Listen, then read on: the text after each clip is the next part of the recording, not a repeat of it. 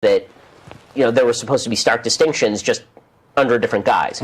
So when it comes to, this is why in the modern world, when the discrimination between, from Christians toward Jews largely has ended, I think that what you're seeing is this tremendous confluence between particularly Orthodox Jews and observant Christians on matters of values. Because once Christianity in the late 20th century, in the mid 20th century, and in America more broadly with Christianity, because American Christianity is very different than European Christianity. Yeah. Once there was an idea that Jews were not the enemy to be converted, but maybe you still want to convert me, but we're not going to come at you with a knife, we're going to come at you with a book. Yeah. And that we share a common framework for how the world is supposed to work. You just may not agree with the second half of the book.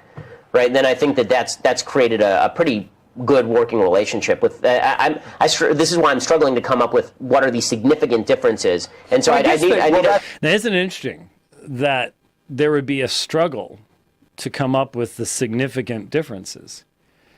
And I don't blame that. I don't place that primarily on Ben Shapiro.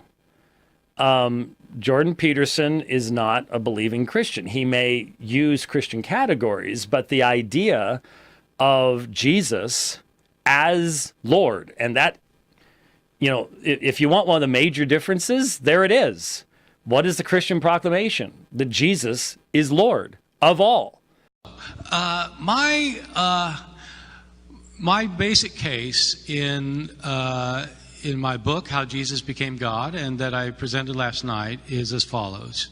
I don't think that Jesus himself called himself God during his public ministry. I personally don't think Jesus imagined he was God. He wasn't God. He was God's prophet.